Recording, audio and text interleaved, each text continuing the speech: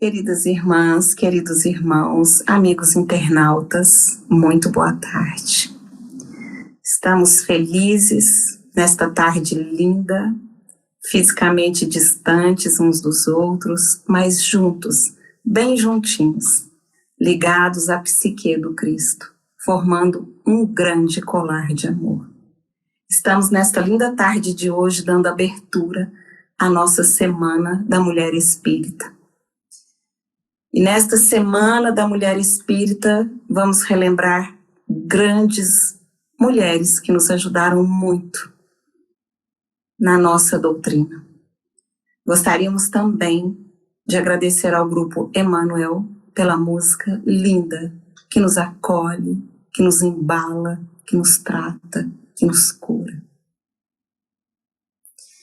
E assim vamos dizer: Pai nosso que estais nos céus, santificado seja o vosso nome.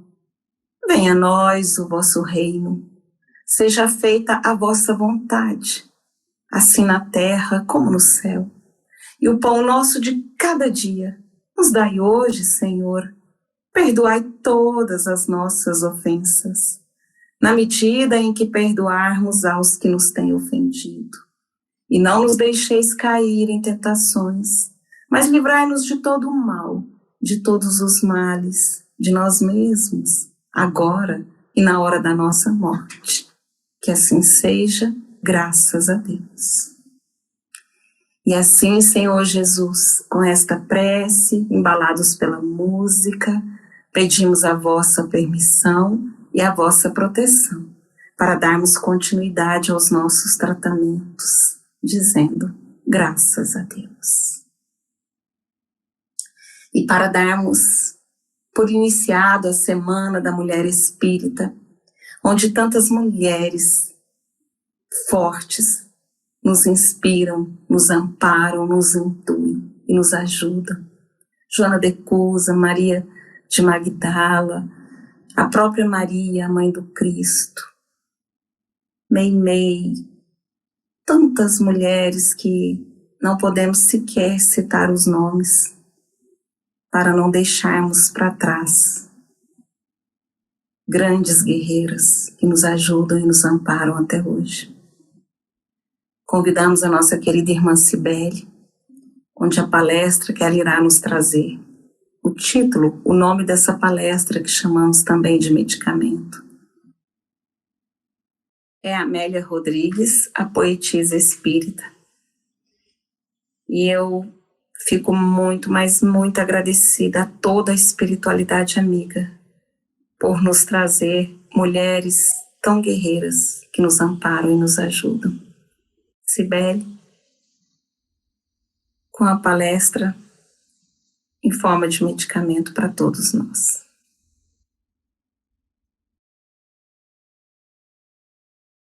Olá, todo mundo. Todos vocês sejam muito bem-vindos a mais essa nossa palestra. Nós estamos no mês de março, no mês dedicado à mulher. E hoje nós estamos falando sobre a Semana Espírita da Mulher, ou Semana da Mulher Espírita, como vocês quiserem colocar. Logo no início desse mês, nós estamos fazendo essas palestras voltadas a nós, espíritos encarnados no corpo feminino, para destacar a importância do elemento feminino, não apenas dentro da doutrina, na sua construção, na sua elaboração, no seu crescimento, mas destacando que, quando nós estamos encarnados mulheres no corpo feminino, nós temos o momento da sensibilidade, nós temos não a feminilidade, eu vou dizer, mas aquela sensibilidade de estarmos nesse corpo, a capacidade de nos doarmos um pouquinho mais. Não que nos esqueçamos quando estamos encarnados como homens, mas assim o é. Nós falaremos, eu estive pesquisando a respeito de alguns expoentes da doutrina que foram mulheres na época. Nós vimos algumas mulheres que encarnaram a época de Kardec e posteriormente, e que contribuíram muito para a codificação da doutrina, e eu vou dar uns exemplos para vocês. Como médiuns, a época de Kardec nós tivemos as irmãs Fox nos Estados Unidos, que além dos efeitos físicos de ver os espíritos, de escutarem, transmitiam essas informações. As irmãs Boulding, na França, que orientaram, ajudaram bastante Kardec com suas psicofonias, para alguns com a sua corporificação do espírito para passar uma mensagem. Irmãs Dufour. Todo mundo conhece a Irmãs Dufour atualmente pelos livros que o espírito Irmãs Dufour contribui com o nosso crescimento moral e emocional. Na época de Kardec, ela era uma jovem que tinha alguns problemas que alguns médicos consideravam como distúrbios mentais, e os pais delas estavam já preocupados com essa situação quando conheceram Kardec. E ela nada mais era do que uma médium psicofônica. E ajudou muito em toda a codificação e para que o mundo soubesse as informações do plano espiritual. Mais médiuns, voltando agora, mais contemporâneos. Vamos falar de Zilda Gama, que nos trouxe a nossa visão, aos nossos ouvidos, aos nossos olhos, a nossa sensibilidade, através do espírito Vitor Hugo, uma série de livros.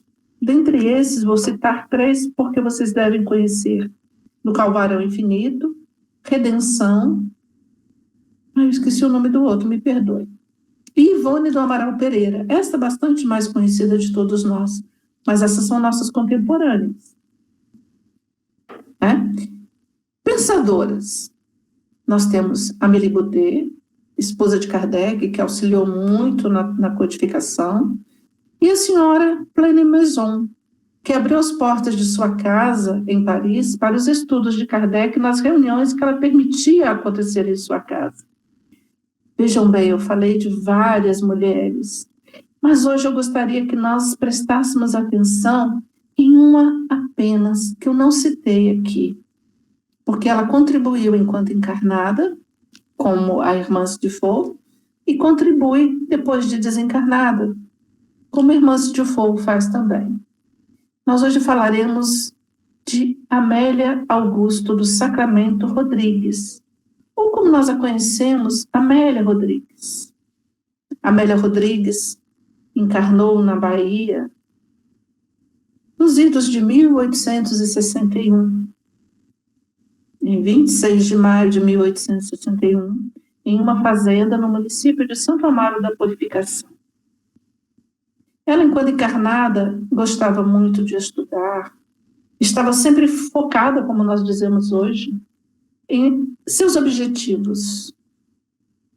E eu gostaria de, nessa palestra, nessa semana dedicada à mulher espírita, falarmos um pouco dela.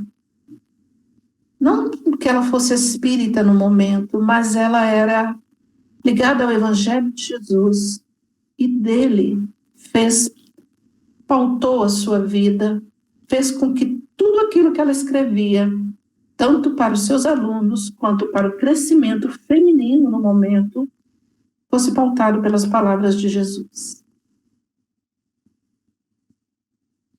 Amélia Augusta, Amélia Rodrigues, ela foi uma educadora, professora formada, foi escritora, teatróloga e poetisa baiana. Deixou um legado literário e cultural à história do Brasil e da Bahia. Ela nos deixou um livro muito interessante, enquanto estava encarnada, chamado Mestra e Mãe. Falarei mais sobre ele mais à frente. Ela coloca nele como nós devemos ser como mestras e como mães, à época que ela estava encarnada. Após o seu desencarne, nossa irmã, Amélia Rodrigues, prosseguiu sua obra no plano espiritual e foi participar da falange de Joana de Ângeles, mentora de Divaldo Pereira Franco. Amélia é chamada carinhosamente de poetisa da Boa Nova.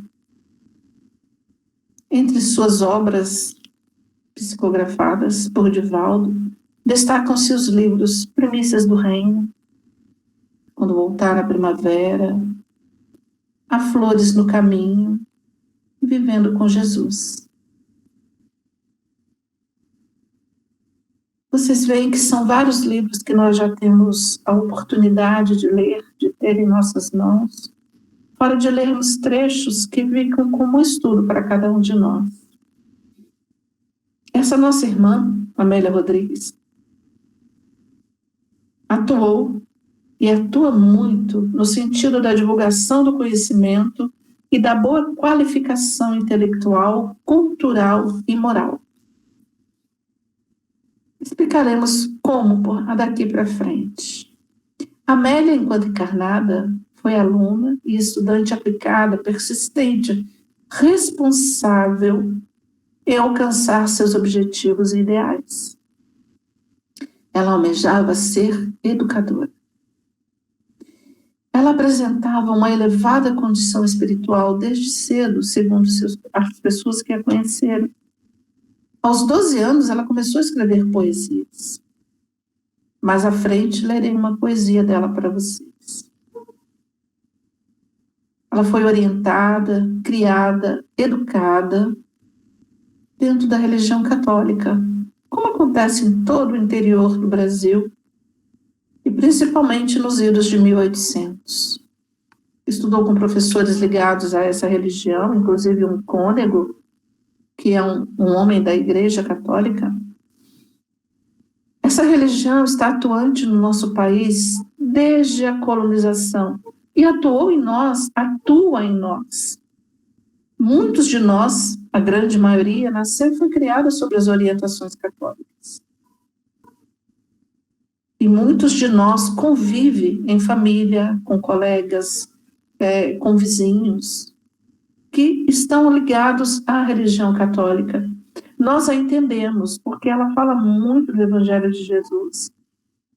Nós espíritas hoje, que temos codificado por Kardec aqueles livros maravilhosos, o Pentateuco, e principalmente o Evangelho segundo o Espiritismo, podemos entender que só chegamos aqui porque Jesus, ao nos visitar há 2000 e poucos anos atrás, nos trouxe palavras que seus seguidores, os seus discípulos, seus apóstolos, escreveram para não esquecerem.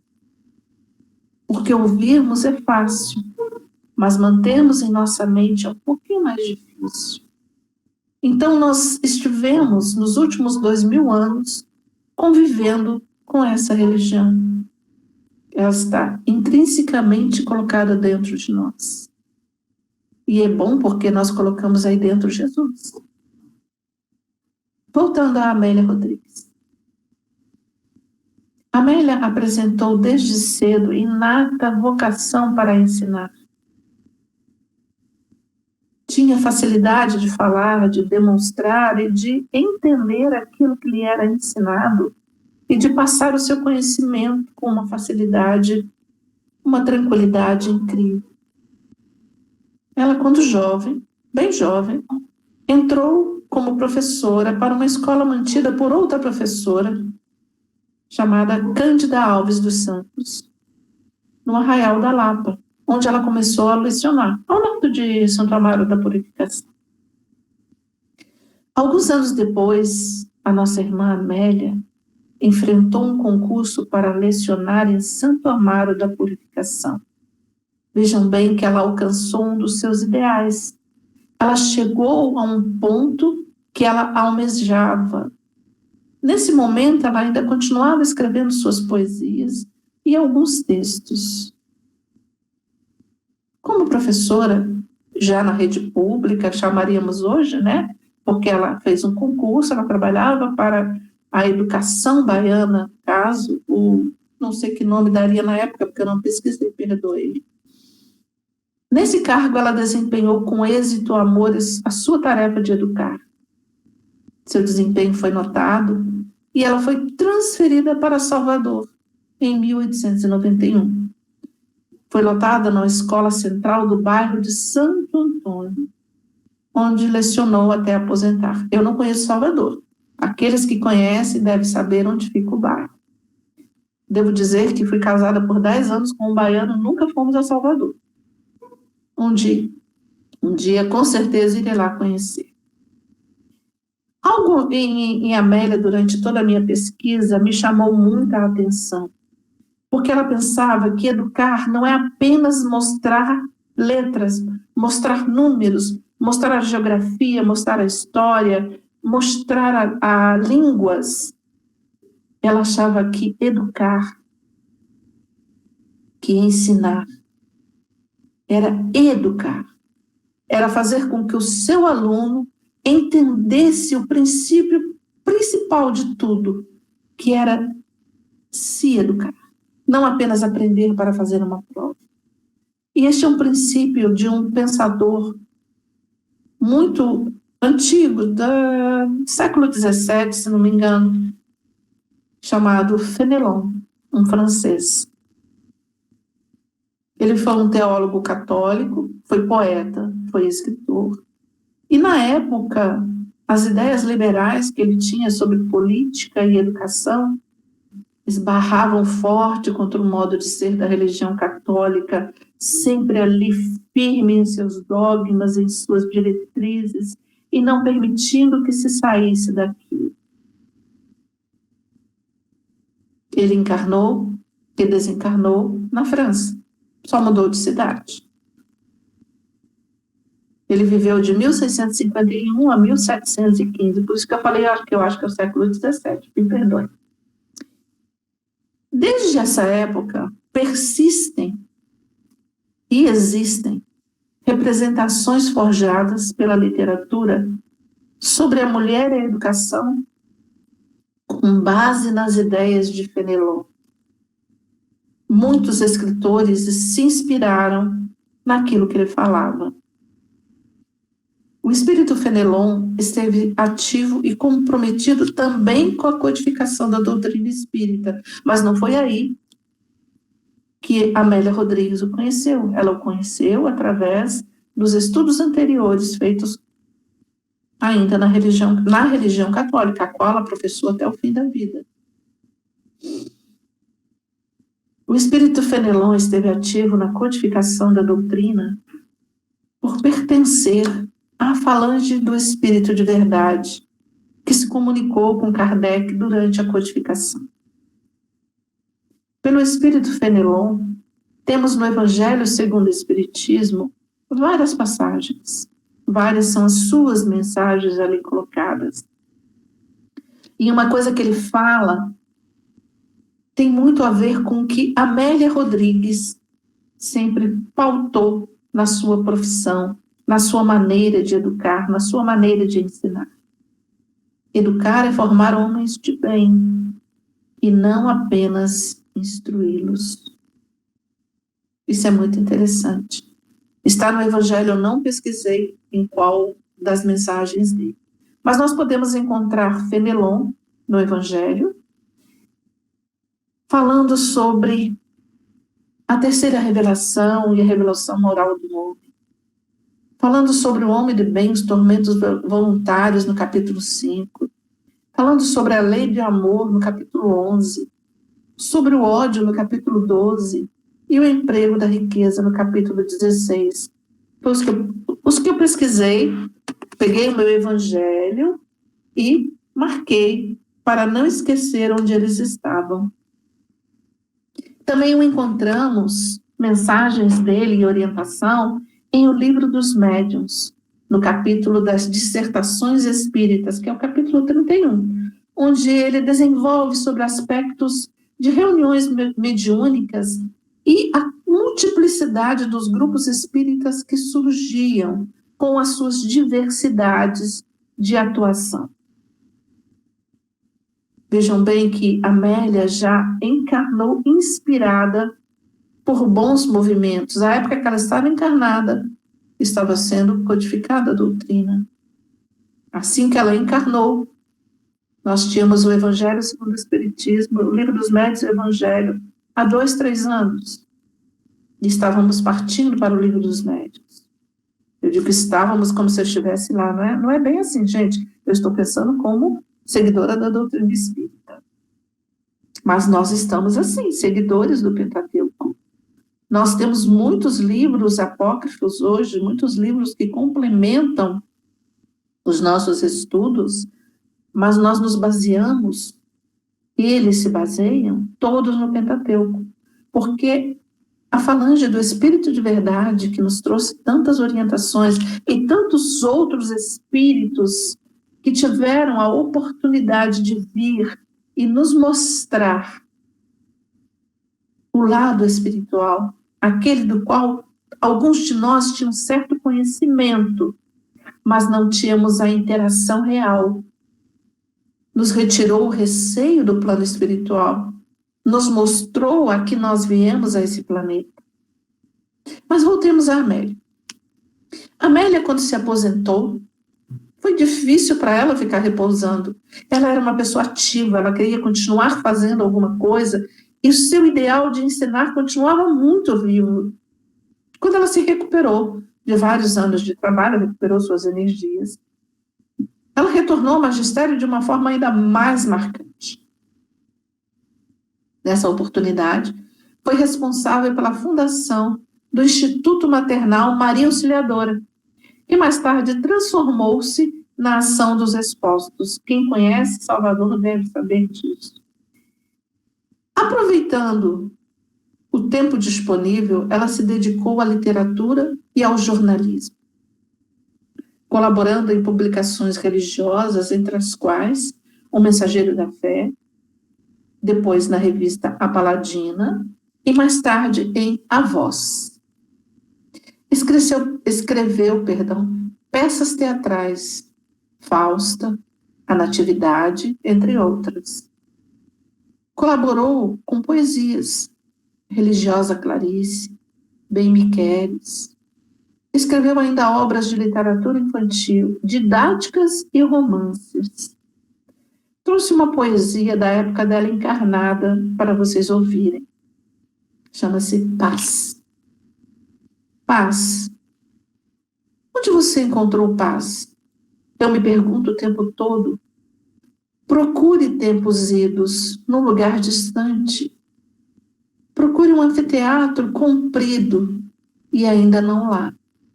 Procure desta vez um circo e também não encontrei. Pensei, não é longe, mas também não estava lá. E mais uma vez eu procurei em nossos canteiros, não ao sol, em todas as maravilhas do universo e nada encontrei. Um dia, grávida de tanta procura, me perdi dentro de mim. E o que não foi em minha surpresa, lá estava ela, a paz. Vamos sorrir. Essa poesia de Amélia Rodrigues me lembrou muito uma passagem de alguém que procurava Deus no mundo inteiro, em todos os lugares. E um dia ele parou para reflexionar, para pensar onde mais poderia ir. E de repente ele resolveu pensar nele mesmo e descobriu que Deus estava onde? Dentro dele. Porque é onde nós temos Deus. É onde nós temos a paz. É onde nós temos a felicidade. Perdão. Nas produções literárias de Amélia Rodrigues, foram recorrentes os momentos em que sua escrita, atribuindo a ela uma função que não entrava em conflito com os valores e costumes do contexto em que suas obras foram publicadas. Ela foi chamada de feminina, de feminista, de provocadora, mas ela escrevia na tentativa de que as mulheres entendessem a manutenção do casamento, entendessem a maternidade, fossem incentivadas à instrução, que elas pudessem se instruir como todos aqueles que tinham condições. E que, de certa forma, as mulheres ocupassem espaços públicos, tivessem mais oportunidades. Uma das obras que ela escreveu enquanto encarnada, que eu falei no início, chama-se, é o livro, e ele é voltado para jovens mulheres, é o livro Mestra e Mãe, que ela escreveu em 1898. Considerado por muitos pesquisadores como autobiográfico, mas nos traz o pensamento de Amélia quanto à sua preocupação relativa à importância da educação e instrução feminina e da sua inclusão em cargos não lhes oferecidos. No livro, demonstrando como a instrução mudou sua vida e lhe fez cultivar valores morais e religiosos que perpassaram grande parte das suas publicações. Ela os colocou em quase todas as suas publicações. Utilizando algumas estratégias, Amélia Rodrigues esboçou em seus escritos como se tornou mulher, escritora, mestra, como cresceu. Parte de seus textos delineia um pouco da sua escrita de si mesma, onde suas memórias ficcionalizadas justificam as escolhas que constituíram sua subjetividade e sua vida voltada especialmente para moças. Amélia desencarnou em Salvador aos 65 anos, em 22 de agosto de 1926. Olha só, ela nasceu em 26 de maio, desencarnou em 1926. Deixando sua marca de trabalho inigualável, tanto na educação, como na leitura e na assistência social. Ao desencarnar, continuou seu trabalho de educadora e orientadora, baseada no Evangelho de Jesus. Ela baseou suas obras literárias, enquanto encarnada, no Evangelho, que sempre foi fonte e base da sua vida. No plano espiritual, continuou o seu trabalho esclarecedor e educativo, baseado principalmente no Evangelho de Jesus, fonte inspiradora quando encarnada e fonte inspiradora e norteadora desencarnada. Encontrou na espiritualidade, no plano espiritual, seara infinita da nossa imortalidade, maior expansão para o seu espírito sequioso de conhecimento e faminto de amor, dando vazão aos anseios mais nobres, aprofundando-se na mensagem de Jesus. E na atualidade, participando da falange de Joana de Ângeles, mentora de Divaldo Pereira Franco, teve a oportunidade de, pelas mãos de Divaldo, psicografar, ditar, para ele psicografar, vários livros, abordando diversos assuntos sobre o Evangelho, seu tema preferido, extraindo lições edificantes para aqueles que estão cansados e sobrecarregados, consolando e instruindo seus leitores, tendo brindado o movimento espírita com as seguintes obras, listei algumas: Até o Fim dos Tempos, Há Flores no Caminho, Luzes do Mundo, O Semeador, que é um livro infantil, Pelos Caminhos de Jesus, Primícias do Reino, Quando Voltar a Primavera, e Trigo de Deus. Eu tenho 2, trouxe para vocês verem o Trigo de Deus. Aqui no Trigo de Deus, ela fala sobre passagens de Jesus enquanto encarnado e nos fala sobre ele. Eu achei muito interessante, porque existe uma passagem que Inácio de Antioquia, um dos discípulos de Jesus, condenado antes de seguir a Roma para o Holocausto, declarou: sou trigo de Deus e desejo ser triturado entre os dentes das feras para moer-me, para que possa ser oferecido como limpo pão do Cristo. Ou seja, aqueles espíritos daquela época eram aqueles que se achavam o trigo plantado por Jesus através de suas palavras. E nós agora, como nós nos sentimos?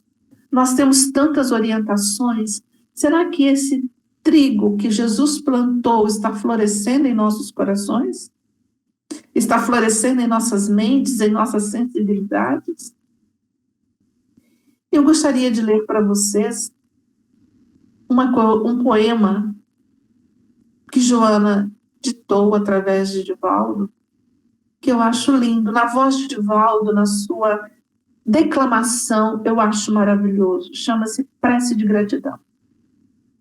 Senhor, muito obrigado pelo que me dás, pelo que me deste, pelo ar, pelo pão, pela paz. Muito obrigada pela beleza que meus olhos veem no altar da natureza. Olhos que contemplam o céu cor de anil e se detêm na terra verde salpicada de flores em tonalidades 1000. Pela minha faculdade de ver, pelos cegos eu quero interceder. Por aqueles que vivem na escuridão e tropeçam na multidão, por eles eu oro e a ti imploro comisseração, pois eu sei que depois dessa lida, numa outra vida, eles enxergarão. Senhor, muito obrigada pelos ouvidos meus, ouvidos que ouvem o tamborilar da chuva no telheiro, a melodia do vento nos ramos do salgueiro, a dor e as lágrimas que escorrem no rosto do mundo inteiro. Ouvidos que ouvem a música do povo, que desce do morro na praça cantar, melodia dos imortais que a gente ouve uma vez e não se esquece nunca mais. Diante da minha capacidade de ouvir, pelos surdos eu quero te pedir, pois eu sei que depois desta dor, no teu reino de amor, eles voltarão a ouvir. Muito obrigada, Senhor, pela minha voz, mas também pela voz que canta, que ensina, que consola, pela voz que com emoção profere sentido a oração. Pela minha capacidade de falar, pelos mudos, eu te quero rogar, pois eu sei que depois dessa dor, no teu reino de amor, eles também cantarão. Muito obrigada, Senhor, pelas minhas mãos, mas também pelas mãos que aram, que semeiam, que agasalham. Mãos de caridade, mãos de solidariedade, mãos que apertam mãos, mãos de poesias, de cirurgias, de sinfonias, de psicografias, mãos que numa noite fria cuida ou lava a louça numa pia. Mãos que à beira de uma sepultura abraça alguém com ternura num momento de amargura. Mãos que no seio agasalham o filho de um corpo alheio, sem receio. E meus pés, que me levam a caminhar sem reclamar. Porque eu vejo na terra amputados, deformados, aleijados, e eu posso bailar. Por eles eu oro e a te imploro, porque eu sei que depois desta expiação, numa outra situação, eles também bailarão. Por fim, Senhor, muito obrigada pelo meu lar, pois é maravilhoso ter um lar. Não importa se esse lar é uma mansão, um ninho, uma casa no caminho, um bangalô, seja lá o que for. O importante é que dentro dele exista a presença da harmonia e do amor. O amor de mãe, de pai, de irmão, de uma companheira. De alguém que nos dê a mão, nem que seja a presença de um cão, porque é tão doloroso viver na solidão.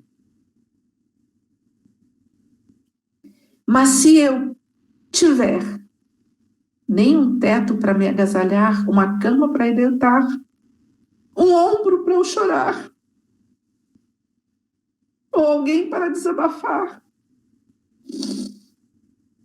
não reclamarei, não lastimarei, nem blasfemarei, porque eu tenho a ti.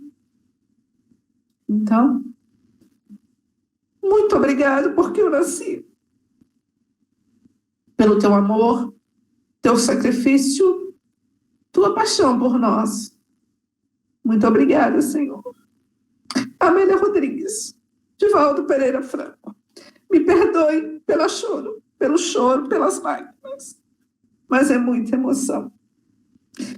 Isso eu tinha para trazer para vocês sobre a Amélia. Tenho mais poesias, mas só mais uma. Chama-se Sinfonia do Amor. A partir daquele momento, não mais sombras, eles conheciam quais eram os meios que se deveriam utilizar em quaisquer situações. Nunca revidará o mal, amar. Jamais ceder ao crime, amar. Não desistir, amar. Maltratados e amando. Incompreendido, porém amáveis. Estava inaugurada a Era Nova e a transcendente Sinfonia do Amor iniciava o período de estabilização do bem na Terra. Ninguém mais ousava interrogá-lo e nem era necessário. Agradeço a atenção de vocês. Coloco a vocês que, se vocês quiserem, procurem sobre Amélia Rodrigues. Vocês encontrarão muita coisa interessante e sentirão muita alegria ao lê-las. Que a paz do nosso Mestre Jesus, tão cultivada por Amélia Rodrigues, esteja conosco agora e sempre.